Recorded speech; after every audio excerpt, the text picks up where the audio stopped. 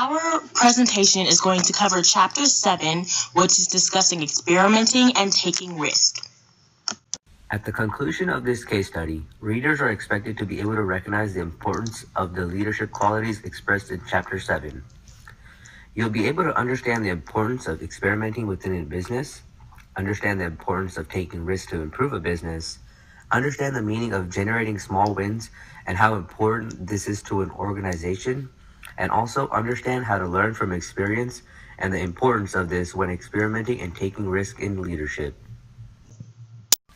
There are many companies today that are hesitant to experiment with the way they operate because these companies feel as if everything is running smoothly and they are not looking at their competitors. Many companies avoid taking any risks that could compromise their sales, customer flow, as well as their image to the public. There are also companies out there that take risks and experiment with the way they operate, such as Google. Google is a company that is constantly innovating their operations and keeping everyone's attention on Google. Very few people would say Bing it rather than Google it because of how Google is constantly taking risks and experimenting with their operations. This allows them to stay at the top of their industry. This case study will go over and aim to deliver the key experiments and risks that Google has taken and will be taking in the future to adapt to the customer's upcoming wants and needs. Just to give a little background about our company, Google. Google began on September 15th in 1989. It was originally hosted on Stanford University servers as Backrub. It was under the name as Backrub because it originally started out as a research project that was done by two PhD students, being Larry Page and Sergey Brin. Google, of course, is now known amongst many different circles as a giant in its industry, and they are also known for being innovative and being unique in the way they operate and the way that they do things within their company. Of course, Google as a company has a lot of different rankings. We're only going to really cover a few as for the purposes of this case study. So the first screenshot on this slide demonstrates how Google has been ranked as the #1 company to work for. This is their 7th time receiving this ranking from Forbes. So they have received this ranking 7 times in the last 10 years. Also, the second screenshot demonstrates how Google is the #2 most valuable brand in the entire world. Also, of course, Google is ranked very highly amongst other things, including #9 for Canada's best employees and plenty of other rankings.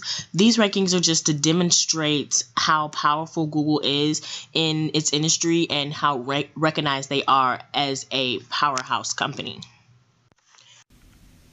Being in a fast-paced, constantly changing technology world, Google faces challenges of remaining relevant and ahead of the competition.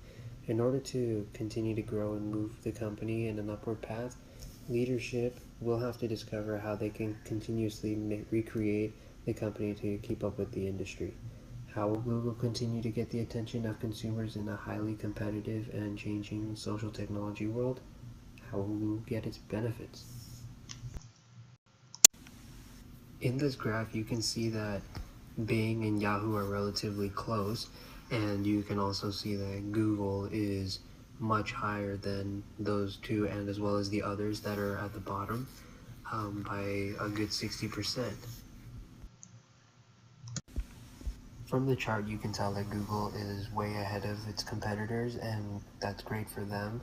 The only issue that Google has is that the other companies will eventually evolve and improve their search engines over time, which will cause a drop in their sales revenue and will cause the competition to rise amongst others. And really, Yahoo is powered by Bing, so basically it's just a rebrand of Bing. There's just a version 2.0. Another issue that Google faces is risk management worldwide. Google has power over a third of the global digital advertising industry and 40% of the US market, which is close to being half. At some point, Google was called out by Yelp for saying that Google provided special treatment to the reviews of restaurants and other local businesses, making it seem as if it was shady in a way. And Google is also spending billions of dollars to buy more companies to greater expand its company. And a few recent purchases were by Nest thermostats as well as Waze. And Nest thermostats is where you can control your thermostat from anywhere just through your phone. And Waze is another mobile maps app that allows you to get real-time traffic updates, and you can get like you can find out whether or not there's polices in the area or any hazards as well. Problem analysis. What can Google do to compete with Facebook, YouTube, Twitter, LinkedIn, and Snapchat? Propose solutions. Use other social media platforms, use Prime airtime, and use the give, take approach. Before solving the larger problem, Google should focus themselves on smaller, more doable, more attainable goals and questions, such as how to capture attention. What is it going to require to capture attention from other platforms? Also, what do consumers really want from a search engine? They can learn from other platforms and take what they are doing right, as well as learn from what they are doing wrong, and implement those strategies to enhance their marketing campaign and create more awareness in the marketplace. Furthermore, the typical American usually spends 5 or more hours per day watching television.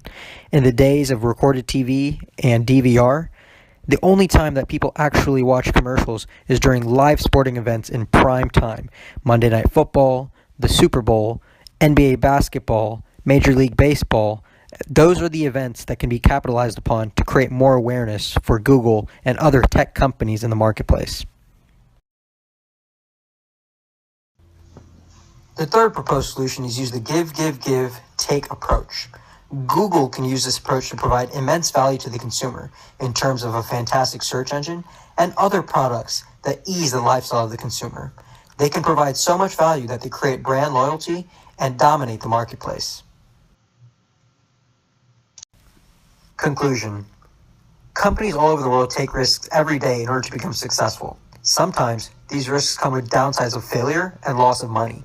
Google is a prime example of taking risks to become successful because they are constantly making changes to meet the customer's demands and needs. Discussion question 1. Why do you think it is significant for an organization to continuously experiment and take risk? Discussion question number 2. Provide an example of when an organization did not take a risk and suffered for it. How do you think they can learn from this? Finally, discussion question number 3. Provide an example of when you, as a leader, or when you observed another leader, take a risk for the betterment of an organization. What was the outcome? Do you think it was important that the risk was taken? Why or why not? Thank you for watching our presentation. We hope you enjoyed our case study and that you enjoyed the discussion as well.